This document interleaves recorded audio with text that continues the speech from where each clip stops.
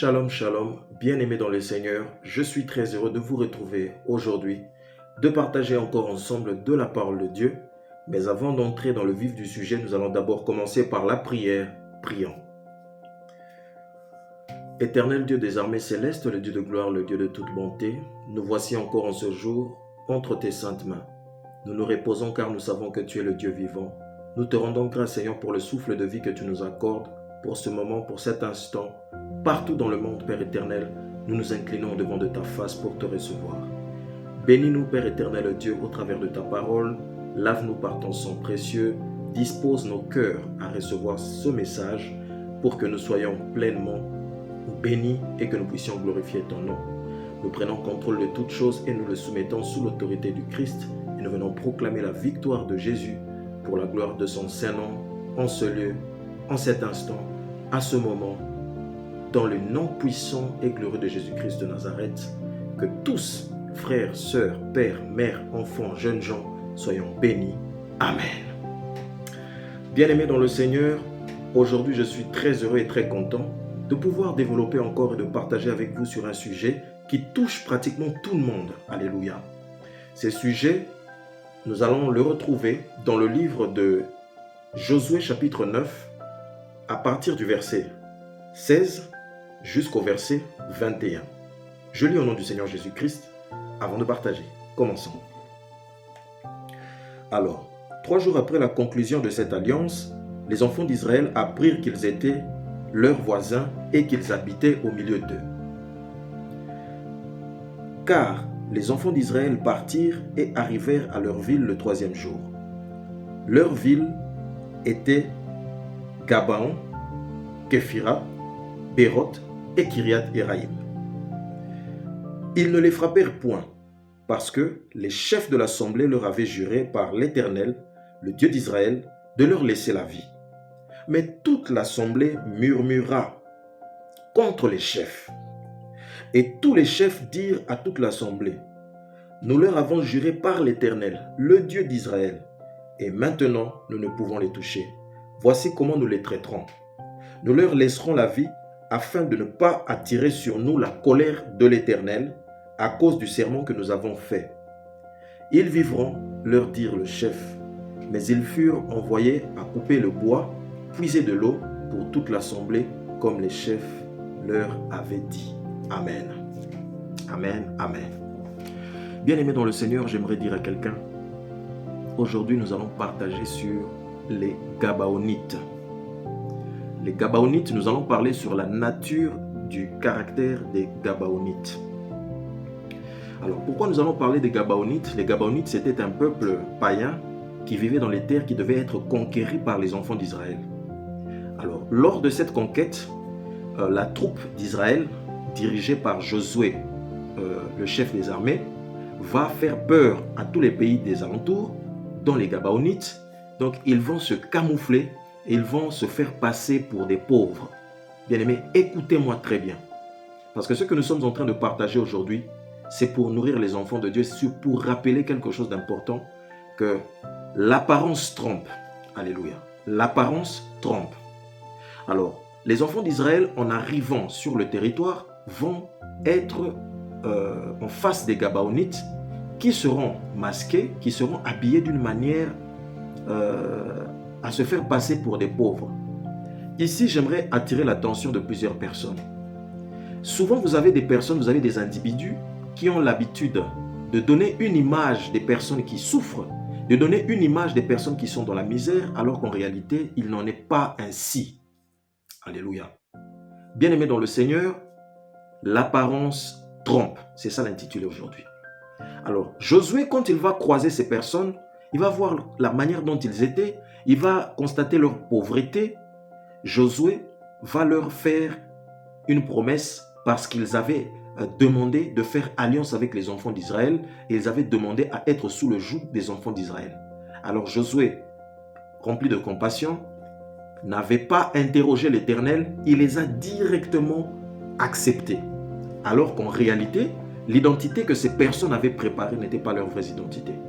J'aimerais dire à quelqu'un bien-aimé, il faut faire attention avec l'identité que certaines personnes vous affichent.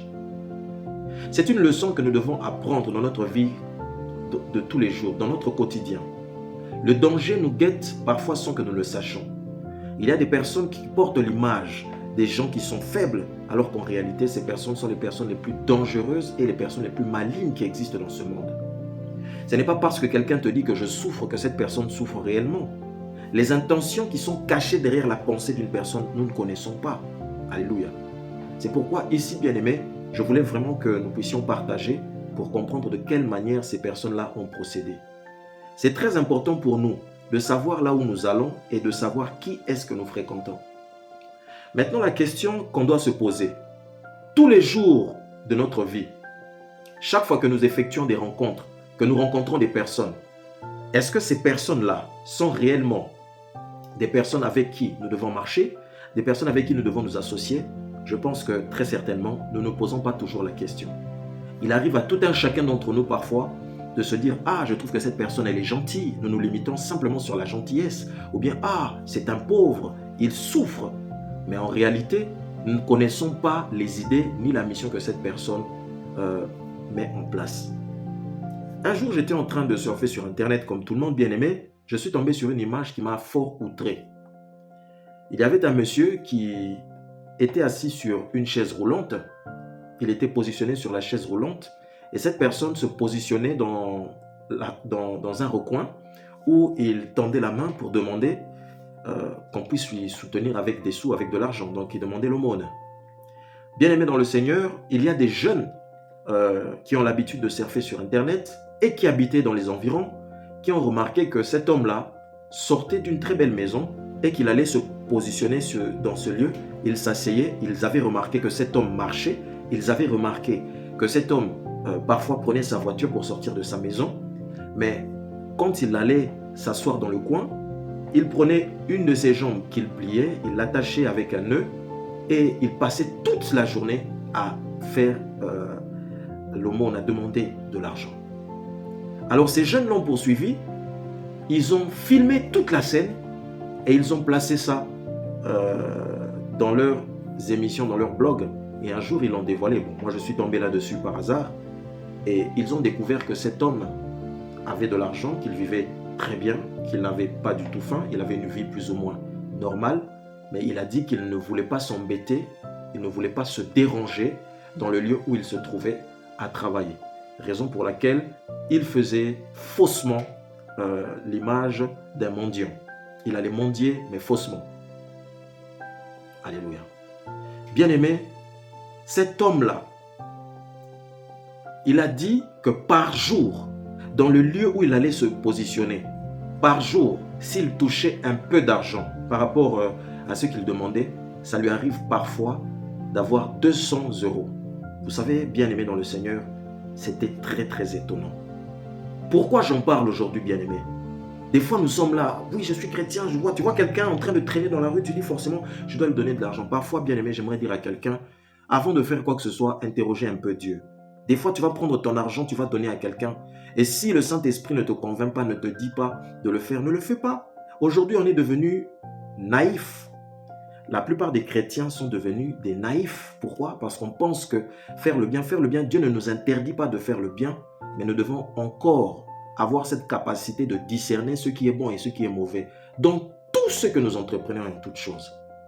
Et aujourd'hui, Parce que nous sommes des chrétiens, nous ouvrons nos portes en désordre, nous laissons parfois certaines choses mauvaises entrer dans nos vies et après nous nous mettons à pleurer en disant « Ah, j'ai voulu aider, j'ai voulu faire du bien. » Bien-aimés dans le Seigneur.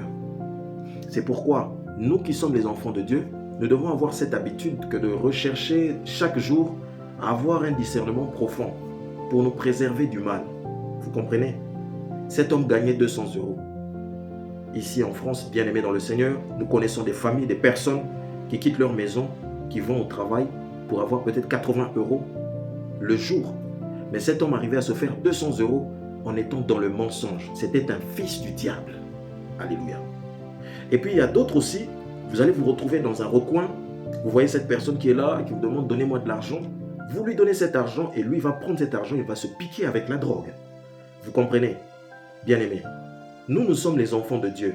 Nous appartenons à Dieu, mais Dieu nous a donné aussi la sagesse par l'intermédiaire de son Saint-Esprit que nous sachions discerner ce qui est bon de ce qui est mauvais afin de pouvoir accomplir réellement sa volonté. Dieu ne nous a pas interdit d'aider les gens, il ne nous a pas interdit de soutenir les gens, mais derrière le geste que nous faisons, il faut que nous soyons réellement alignés sur la volonté de Dieu. Or, la plupart d'entre nous, lorsque nous voulons poser un acte, nous faisons l'acte, c'est pour être vu des hommes. C'est pour attirer les regards sur nous comme quoi nous sommes quelqu'un de gentil ou de bien. Dieu ne nous a pas appelés simplement à être des gentils, mais il nous a appelés à être des disciples. Jésus-Christ, il a soutenu, il a guéri les malades, il a guéri les pauvres, mais il n'a pas guéri tous les pauvres qui existaient. Alléluia. Je ferme un peu cette parenthèse. Donc Josué va faire une alliance avec les Gabaonites. Et ces Gabaonites-là vont entrer dans l'alliance de Dieu, donc ils seront sous la protection de Josué et de tous les autres chefs, d'où la partie que je vous ai lue ici. Les Gabaonites vont devenir un véritable poison pour les enfants d'Israël. Comment est-ce qu'ils vont devenir un véritable poison? Puisque des générations plus tard, les enfants d'Israël vont payer les conséquences d'avoir inclus les Gabaonites avec eux.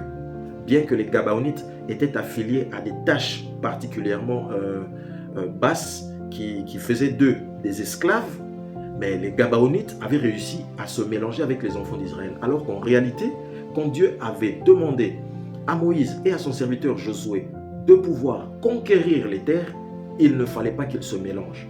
Mais compte tenu du serment qui avait été fait, ils étaient obligés de les laisser vivre avec eux et ils vont devenir un véritable poison générationnel plus tard. Et vous comprendrez sur les prochains versets bibliques que nous allons partager.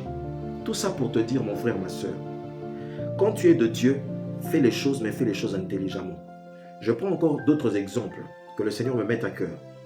Beaucoup de personnes aujourd'hui, bien aimées dans le Seigneur, pratiquent l'aide dans tous les domaines et dans tous les aspects, soutenir les orphelins, les veuves, soutenir les personnes âgées. Ce sont des choses qui sont très utiles pour nourrir notre communauté. Mais la chose que Dieu réclame, c'est quoi? C'est tout ce que nous faisons, nous devons le faire réellement pour le royaume des cieux. À partir de ce moment-là, nous sommes valables devant lui. Et n'oublions pas que ces derniers temps, la plupart des personnes aussi qui affichent des images ne sont pas forcément l'image qu'ils donnent n'est pas forcément la réalité de la vie que ces personnes-là mènent. Beaucoup des choses ont eu lieu. On a retrouvé les traces de certaines personnes qui se disaient maltraitées alors qu'en réalité c'était faux. Il y a certains enfants aussi qui étaient des recalcitrants dans la maison de leurs parents, l'irrespect total, ils faisaient le mal, qui avaient besoin de vivre des vies qui étaient sordides et pas correctes, qui se sont retrouvés à aller dans des associations pour dire qu'ils sont des enfants abandonnés alors qu'en réalité il n'en est pas ainsi. C'est pourquoi, bien-aimé, chaque geste que tu vas faire aujourd'hui pour aider quelqu'un, tu dois le faire avec attention. Ici, on dit méfiez-vous de l'apparence. Dieu ne regarde pas à ce qui frappe l'œil, il regarde ce qui est à l'intérieur. Et ici, je viens rappeler à quelqu'un, ce qui frappe l'œil, ce n'est pas simplement le fait d'être bien habillé, parce que beaucoup de gens confondent. Ils se disent toujours, quand tu es très bien habillé, ça veut dire que tu es riche. Non, c'est pas ça, ça n'a rien à voir avec des habits. Vous avez parfois des personnes qui ont l'image de quelqu'un qui est très bien habillé comme ça. Il est propre sur lui, il est bien, et il est aussi bien dans son intérieur. Et il y a d'autres personnes qui sont très sales et qui sont aussi très sales dans leur intérieur. Il faut faire la part des choses. Maintenant, nous sommes des enfants de Dieu. Nous avons intérêt à développer le discernement Le discernement, pourquoi? Parce que c'est le discernement qui va nous donner la capacité de savoir ce qui est bon de ce qui est mauvais. Alléluia. Bien-aimés, après cela, des années plus tard, on va retrouver les Gabaonites au milieu des enfants d'Israël après des milliers d'années. Lorsque le roi Saül était en train de gouverner dans Israël, il va se retrouver avec une portion de ces Gabaonites. Mais les Gabaonites, il y avait un serment qui les avait liés. C'est pourquoi, bien aimé, j'aimerais dire à quelqu'un, il faut faire très attention au serment avec Dieu. Quand tu vas passer une alliance, tu fais serment devant ton Dieu, tu fais un vœu. Tu dis, Seigneur, je veux te servir. Tu dis, Seigneur, je vais marcher avec toi dans l'intégrité et dans la droiture. Tu dis, Seigneur, je vais évoluer avec toi. Seigneur, je fais alliance avec toi. Je décide maintenant que je serai ton serviteur. Je marcherai toujours selon ta volonté pour accomplir les bienfaits que tu mets à ma disposition. Dieu écoute toutes ces choses. Bien-aimé dans le Seigneur, ces paroles ne sont pas jetées, mais ces paroles sont gardées quelque part. Aujourd'hui, bien-aimé, je voulais vraiment qu'on puisse partager pour que chacun de nous s'interroge. Dans quelle mesure, d'une certaine manière, nous avons commis des erreurs ou des fautes? Parce que souvent, quand on est en train de traverser les périodes les plus difficiles de nos vies, on se pose la question, Seigneur, mais pourquoi telle chose m'arrive? Mais tu oublies que tu avais fait un serment par rapport à Dieu. Tu avais fait un vœu. Tu avais dit à Dieu, Seigneur, je vais te servir, etc., etc. Et que ce vœu-là, tu ne l'as pas respecté. Il faut savoir que lorsque tu ne respectes pas ce vœu, il y aura des conséquences qui vont se manifester dans ta vie. Et ici, les enfants d'Israël, malheureusement, ils ont été trompés à cause de l'apparence. Ils ont laissé les Gabaonites entrer dans leur vie. Raison pour laquelle ils vont commencer à souffrir et cela va leur amener des problèmes. Alors, dans cette période où Saül régnait en Israël, les Gabaonites vivaient avec eux. C'était des personnes qui étaient de corvée, donc ils étaient considérés un peu comme les esclaves, comme on dit chez nous les Banamisala, des personnes qui sont là pour faire des petites tâches. Les Gabaonites vont vivre au milieu d'eux. Alors Saül, qui n'avait pas arrêté de commettre des erreurs à l'égard de ce que Dieu lui avait demandé, va chercher à regagner la confiance de Dieu. Alors, pour regagner la confiance de Dieu, il va essayer de mettre en pratique un certain nombre de choses, d'où le fait d'assassiner et de tuer certains Gabaonites qui étaient parmi les enfants d'Israël. Et Saül va commettre une erreur parce qu'il y avait l'alliance qui avait déjà été passée des milliers d'années d'avance. Bien aimé, il faut faire très attention. Ici, je parle de l'apparence, mais je parle aussi de l'importance du serment, du vœu, de l'alliance qu'on fait. Quand on viole une alliance avec le Créateur, on est complètement livré à une souffrance terrible. La fois passée, bien aimé, nous avons parlé sur conseils et conséquences. Chaque acte que l'homme fait sur la terre, il finit par le payer d'une manière ou d'une autre. Ce n'est pas en vain si la parole de Dieu déclare, on ne se moque pas de Dieu, ce que l'homme aura sémé, il le moissonnera aussi. Alors, Saül, rempli d'un zèle amer, avec tous les nombres de fautes qu'il avait déjà l'habitude de faire, va aller tuer les Gabaonites. Lorsqu'il va faire assassiner ces Gabaonites, rien ne va se passer à l'instant. Bien aimé, j'aimerais dire à quelqu'un ici, des fois quand on pose un acte, au moment où nous posons l'acte, nous réussissons à satisfaire notre cœur, nous ne nous rendons pas compte des répercussions. J'aimerais dire à quelqu'un, les répercussions des actes que nous posons ne se manifestent pas forcément à l'instant. 1 an, 2 ans, 3 ans, 4 ans, 5 ans, 10 ans, 12 ans, voire 20 ans plus tard, tu te retrouves à souffrir à cause d'un acte que tu avais posé de façon indigne. Et c'est ce qui était arrivé aux enfants d'Israël. Les enfants d'Israël vont souffrir pendant 3 années de famine. Et croyez-moi bien aimé, quand on parlait de la famine de l'époque en Israël, cette famine détruisait énormément de vies et il y avait aussi des morts. Alléluia. Heureusement que David, qui était un roi qui était prévenu, quand il va voir cette chose arriver, il va dire, mais que devons-nous faire? Parce que là, on est en train de souffrir. Donc David va faire l'effort d'interroger l'Éternel, de demander à Dieu, qu'est-ce qu'il faut faire pour que cette famine s'arrête? Bien-aimé dans le Seigneur, et la demande des Gabaonites, vous allez voir, avant de le dire, j'aimerais que nous retournions dans la Bible pour que nous partageons de cela et vous allez comprendre pourquoi il faut faire très attention. Premièrement, à l'apparence. Deuxièmement, au serment que nous faisons ou au vœu que nous faisons devant Dieu. Alléluia. Nous allons lire la parole de Dieu. Je lis la parole du Seigneur dans le livre de 2 Samuel chapitre 21. À partir du premier verset, je descends. Du temps de David, il eut une famine qui dura 3 ans. David chercha la face de l'Éternel et l'Éternel dit: c'est à cause de Saül, de sa maison sanguinaire, c'est parce qu'il a fait périr les Gabaonites. Le roi appela les Gabaonites pour leur parler. Les Gabaonites n'étaient point d'entre les enfants d'Israël, mais c'était un reste des Amoréens. Les enfants d'Israël s'étaient liés envers eux par un serment, et néanmoins Saül avait voulu les frapper dans son zèle pour les enfants d'Israël et de Juda. David dit aux Gabaonites: que puis-je faire pour vous et avec quoi ferai-je expiation afin que vous bénissiez l'héritage de l'Éternel? Les Gabaonites lui répondirent: ce n'est pas pour nous une question d'argent et d'or avec Saül et avec sa maison, et ce n'est pas à nous qu'il appartient de faire mourir personne en Israël. Et le roi dit: que voulez-vous donc que je fasse pour vous?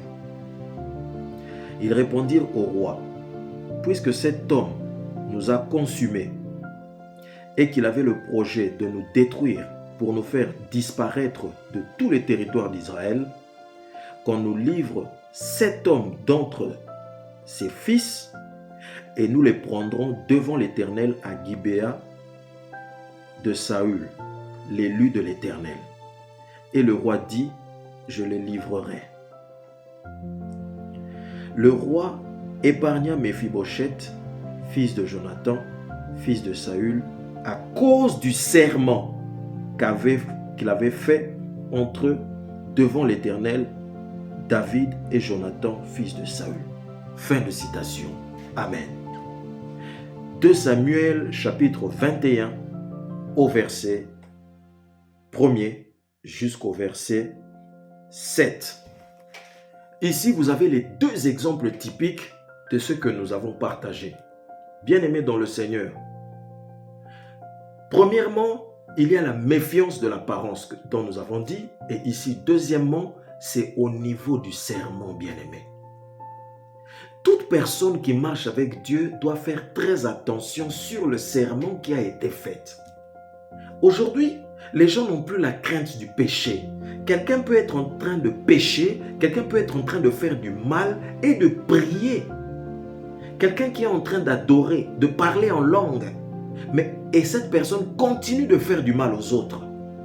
Quelqu'un peut être au sein de l'assemblée de Dieu, élever le nom de l'Éternel, prier, demander la puissance de Dieu, la gloire de Dieu. Mais cette personne maltraite son prochain. Bien-aimé dans le Seigneur, il faut faire très attention. Dieu se repose sur la valeur de ce qu'il nous communique au travers de sa parole. Et la valeur de ce qu'il communique au travers de sa parole est fondée sur sa personne même, dans la nature de Dieu lui-même. Si aujourd'hui, bien-aimés dans le Seigneur, beaucoup d'entre nous, beaucoup d'entre des disciples du Christ, beaucoup d'entre des chrétiens, parfois souffrent, ce n'est pas forcément à cause du diable. Dans ces derniers temps, nous avons bien pris l'habitude, à chaque fois qu'il y a un problème, de dire que c'est le diable qui me fait ceci, c'est le diable qui me fait cela. Parfois, bien-aimés dans le Seigneur, nous oublions que notre attitude n'a pas été correcte. Regardez ici ce que Saül a fait. Saül était d'une autre génération. Des centaines d'années plus tard, Saül est né. Il est devenu roi en Israël. Il avait une mission qu'il devait accomplir. Voilà encore un autre homme qui n'a pas respecté le serment qu'il avait fait avec Dieu. Lorsque Saül n'était rien, Saül respectait tout ce que lui disait l'homme de Dieu. Mais quand Saül est devenu roi, Saül s'est permis de ne pas respecter la parole de Dieu, donc de mépriser le serviteur de Dieu en la personne de Samuel qui l'avait amené à devenir le roi qu'il était. Bien-aimés dans le Seigneur, la plupart des hommes aujourd'hui, la plupart de ceux qui se disent fils de Dieu ou filles de Dieu se comportent de la sorte. Mon frère, ma sœur, je t'appelle à ne pas marcher de cette façon. Nous avons tous des défauts, nous avons tous des points faibles. La Bible déclare que la chair est faible, mais c'est l'esprit qui vivifie. Mais néanmoins, lorsque nous faisons une promesse à Dieu, nous devons faire l'effort de le garder, nous devons faire l'effort de le maintenir pour notre bienfait. Dans le cas contraire, ça sera des souffrances atroces et difficiles. Conseils et conséquences. Dieu te donne un conseil, mais on pratique les conseils de Dieu. Ne tombe pas sous les conséquences, parce que les conséquences, bien aimés, très peu de personnes réussissent à s'en sortir des conséquences. Les conséquences impliquent parfois certaines souffrances très douloureuses qui peuvent t'amener jusqu'à la mort. Oui, bien-aimé dans le Seigneur. Il faut faire attention. Ici, nous sommes sur le serment. Saül avait fait un serment à Dieu qu'il n'avait pas respecté. Il a oublié que ses aïeux, ses grands-parents qui étaient là avant lui avaient fait un serment à Dieu de ne pas toucher les Gabaonites. Mais Saül va les tuer, va les détruire et il voudra les exterminer. Et ça a provoqué la colère de Dieu. Et comme nous avons dit, la famine était terrible en Israël. Les gens étaient en train de mourir. À cause de qui? À cause de Saül. Mais maintenant, regardez. À cette époque-là, lui-même Saül qui avait commis cette erreur n'était plus là.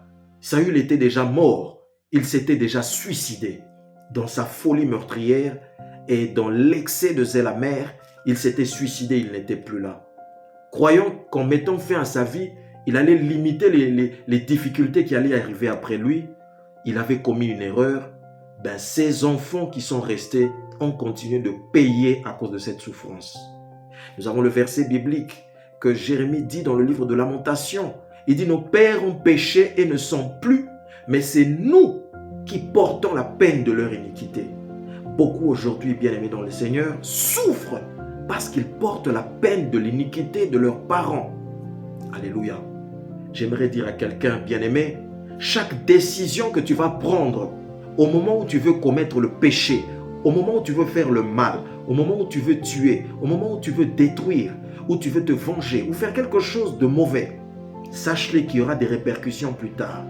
Et beaucoup de gens aujourd'hui négligent l'importance de la promesse de Dieu, l'importance du serment que nous faisons à Dieu. Tu dis oui, je suis un enfant de Dieu. Tu dis oui, j'appartiens au Christ. Tu dis oui, je suis chrétien.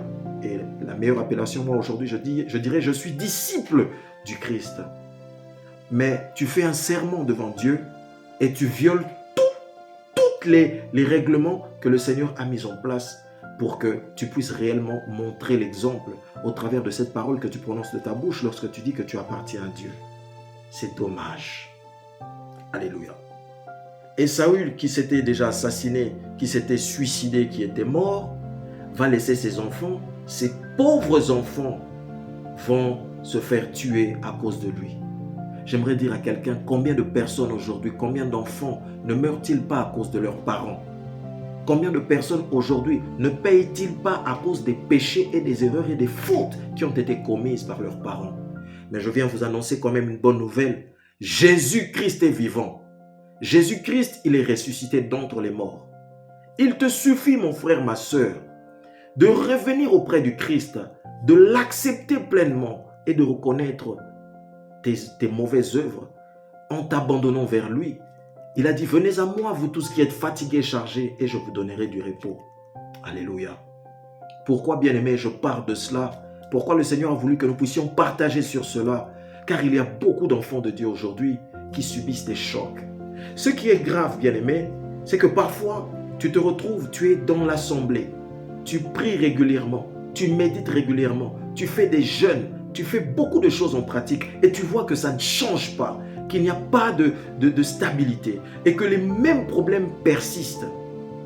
Est-ce qu'il y a eu une remise en question? Est-ce qu'il y a eu une reconnaissance des mauvais actes qui ont été posés? Alléluia.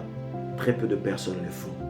J'aimerais dire à quelqu'un, lorsque tu te retrouves dans cette situation, mon frère, ma sœur, tu n'as pas d'autre solution que de demander la repentance au Seigneur Jésus-Christ. La parole déclare, même si les péchés sont cramoisis, il le rendra plus blanc que la neige. Il va purifier de toute iniquité. Pourquoi? Parce que le Christ est venu et il s'est sacrifié pour nos péchés. Alléluia. Mais il faut le faire sincèrement. La repentance, c'est aussi la rénonciation de soi-même, la rénonciation de sa personnalité, la rénonciation à son caractère, la rénonciation à qui nous étions autrefois. Pourquoi? Parce que en Christ, nous sommes des nouvelles créatures. Et cette parole, vous l'entendez souvent, même les païens l'ont maîtrisée.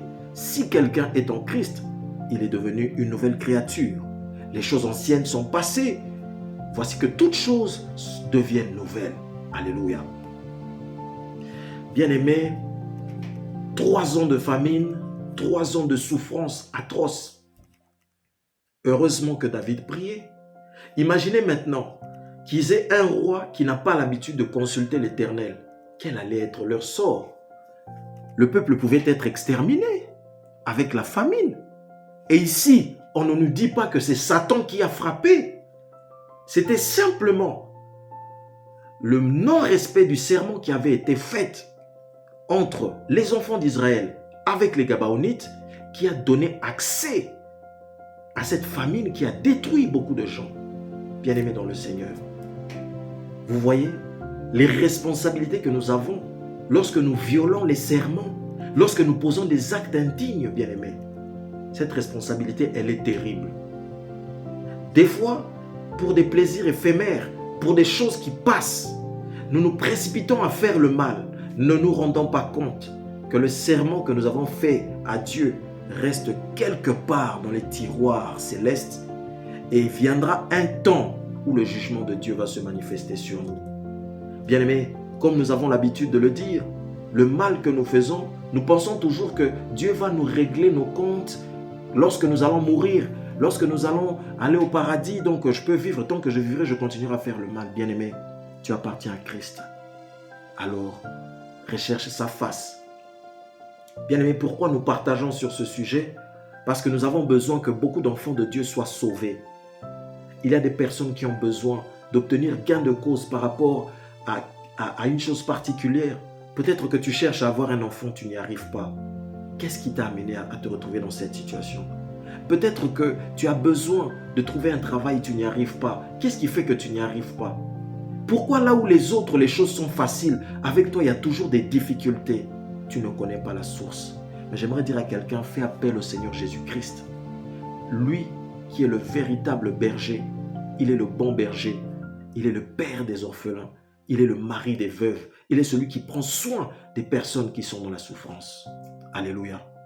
J'aimerais parler à quelqu'un, j'aimerais dire à quelqu'un, tu te plains toujours, pourquoi est-ce que ma vie est comme ça? Pourquoi est-ce que les choses ne changent pas? Pourquoi à chaque fois que j'ai un petit moment de paix, je me retrouve dans des difficultés? Pourquoi lorsque j'essaye de m'en sortir, juste au moment où je commence à rire, je me retrouve dans des difficultés? J'aimerais te dire, bien-aimé dans le Seigneur, l'auteur n'est pas forcément le diable. Le diable, il est là simplement pour faire des propositions malicieuses, pour te détruire. Mais en réalité, quelle porte as-tu ouverte pour te retrouver dans cette situation? Alléluia. Bien-aimé, Jésus-Christ est vivant. Ici, bien-aimé, comme vous voyez, David sera contraint, pour que la famine s'arrête, de livrer les enfants de Saül. Combien d'enfants aujourd'hui sont en train de mourir? Combien d'enfants aujourd'hui sont en train de périr? Combien de personnes sont en train de perdre leur vie à cause des mauvaises décisions qui ont été prises par leurs parents, par leurs aïeux, à cause des alliances qui ont été faites à leur insu? Alléluia. Toi qui m'écoutes aujourd'hui, Dieu a permis que tu écoutes ce message pour que tu prennes tes dispositions, que tu pries, que tu le cherches. Bien-aimé, si tu souffres trop et que tu ne connais pas la source, voici la recette. Jérémie 33:3. Invoque-moi, je te répondrai. Je te montrerai des choses secrètes, des choses cachées, profondes que tu ne connais pas. Invoque Dieu, prie-le et il te donnera des révélations. La Bible déclare, Dieu parle tantôt d'une manière, tantôt d'une autre, et l'on n'y prend point garde. Et lorsque Dieu parle, il peut te parler par l'intermédiaire d'une personne, par une personne interposée, telle que je suis en train de faire. Il peut parler aussi au travers d'un film que tu seras en train de regarder. Il peut te parler aussi au travers de ton frère, au travers de ta sœur, un ami, te dire, écoute, Va chercher la face de Dieu pour qu'il te montre quelle est la source de ce qui te fait souffrir. Mais ici, bien-aimé, je reviens à ce que nous avons dit. Il faut se méfier des apparences. Et il faut faire très attention aux sermons que l'on effectue. Juste Samuel chapitre 2, à partir du verset 21, quand j'ai lu le verset 7, on dit que David épargna Méphibosheth à cause de quoi? À cause de l'alliance qu'il avait faite avec son père Jonathan. Vous voyez l'importance de respecter les alliances, de respecter les serments que vous faites devant Dieu. Bien-aimés, prenez en considération tout ce que vous faites devant Dieu. Parce que si vous ne faites pas attention, si vous négligez les serments que vous avez faits devant Dieu, si vous négligez l'alliance que vous avez faite devant Dieu, je vous assure, Dieu pardonne les péchés, mais quelque part, il finit toujours par corriger avec les conséquences. Et les conséquences de la correction que Dieu inflige est parfois terrible. Mon frère, ma soeur, toi qui reçois ce message, je n'aimerais pas que tu tombes sous le joug de l'Éternel. Je n'aimerais pas que tu tombes sous la main de Dieu, sous la colère de Dieu. Mais j'aimerais simplement que toi qui m'écoutes en ce moment, tu puisses, si tu sens qu'il y a quelque chose qui ne va pas, te repentir ou bien de prier afin que la malédiction qui a été engendrée, non pas par toi, mais par ceux qui étaient là avant toi, soit brisée pour que tu trouves la liberté. Après tout, Jésus est venu simplifier le travail. C'est lui qui a pris le fouet. C'est lui qui a été battu. Son dos était rempli de sang, maculé de sang à cause de nos souffrances et à cause de nos péchés. Son visage était tuméfié, battu, frappé à cause de nos péchés. Il a porté la couronne d'épines à cause de nous. Il a pris tous nos péchés. Et la Bible déclare, c'est par ces meurtrissures que nous avons été guéris. Bien-aimés dans le Seigneur, accepte simplement que le Christ traite ton cœur pour que tu puisses trouver cette vie véritable auquel tu aspires. Des fois, mon frère, ma soeur, n'attaque pas simplement, n'entre pas simplement dans les prières de combat, mais recherche la profondeur de ce qui t'amène à vivre une vie de souffrance. À chaque fois que tu traverses une période difficile, pose-toi la question « Pourquoi je souffre ?» Reconnais tes erreurs et si tu es sage, reviens simplement auprès de l'Éternel par la repentance pour que tu puisses trouver la vie sauve. Alléluia. Méfiez-vous des apparences. Quelqu'un peut venir avec l'image d'un pauvre, comme les Gabaonites, habillé d'un haillon et parler et faire des promesses en disant « Non, nous sommes tes serviteurs, nous allons te servir, nous allons être derrière toi. » Attention, il y a un plan qui est caché derrière.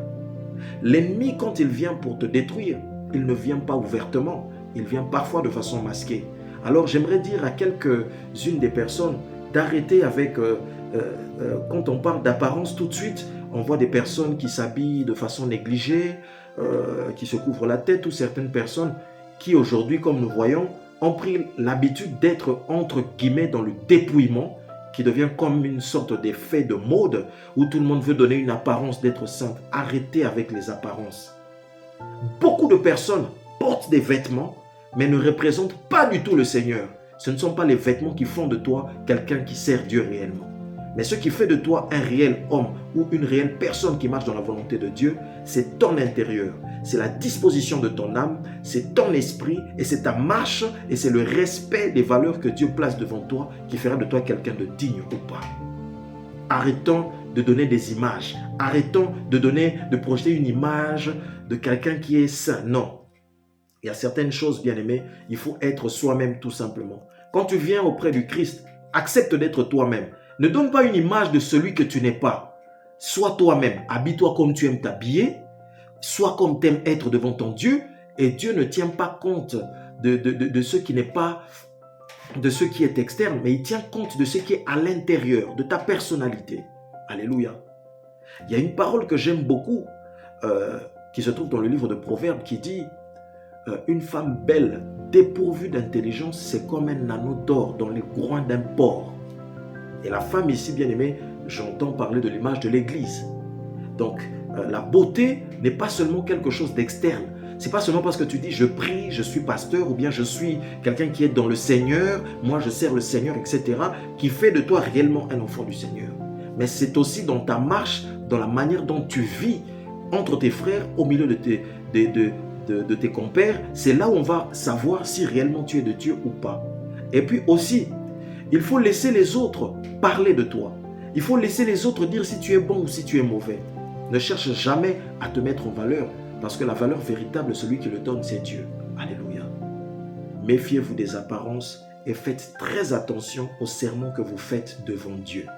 Que ce soit un serment par rapport à ton travail, surtout les serments par rapport au service de Dieu, les sermons que certaines personnes font pendant le mariage, le sermon que certaines personnes font dans leur service sacerdotal, ce sont des choses qu'il faut respecter. Aujourd'hui, bien-aimés, nous sommes dans les temps de la fin. Il n'y a plus de respect par rapport aux œuvres de Dieu. Ce qui est triste et ce qui est fort dommage. Mais aujourd'hui, nous partageons de ce message pour dire simplement, bien-aimés, si nous connaissons ce genre de choses, nous devons revenir auprès de notre Seigneur. Méfiez-vous des apparences et faites attention aux vœux et aux serments que vous faites devant Dieu. Amen. Que le Seigneur vous bénisse. Alors nous allons nous arrêter ici. Je vais clôturer par la prière. Éternel Dieu de gloire, Dieu de toute bonté, nous voici devant toi. Nous venons nous reposer entièrement entre tes saintes mains. Nous bénissons, Père éternel, Dieu, ta fidélité. Toi qui nous as fortifiés, qui nous as donné la capacité, Père éternel, de tenir encore aujourd'hui afin de partager avec les enfants de Dieu de ta parole. Seigneur, règne en maître, touche les cœurs, Père éternel, de ceux et celles qui étaient enfermés, des frères et sœurs, des pères, des mères, des disciples qui se sont retrouvés bloqués dans des conditions sine qua non sans savoir quoi faire. Nous savons que tu es le Dieu qui te révèle dans la vie de tes enfants. Tu ne les abandonnes pas, mais tu les délivres de toutes ces choses, car tu t'es sacrifié pour eux et c'est par tes meurtrissures que nous avons été guéris. Guéris mon frère maintenant au nom de Jésus-Christ de Nazareth. Guéris ma sœur maintenant au nom de Jésus-Christ de Nazareth et que cette bénédiction, Père éternel Dieu, poursuive aussi les générations futures afin que le mal qui a été engendré par le passé d'une manière ou d'une autre ne puisse plus avoir de l'influence. Dans le nom puissant et glorieux de Jésus-Christ de Nazareth, nous avons ainsi prié. Amen. Que le Seigneur vous bénisse, bien-aimés dans le Seigneur. Nous sommes toujours ensemble. Nous continuons toujours nos prières les mercredis à partir de 22h. Nous terminons à 23h. Ensuite, nous avons les prières le samedi de 23h jusqu'à minuit pour la gloire de notre Seigneur Jésus-Christ. En tout cas, je m'arrête ici avec vous. C'était votre humble serviteur, le libre disciple du Christ, le frère Trésor. Que le Seigneur vous bénisse. À bientôt. Au revoir.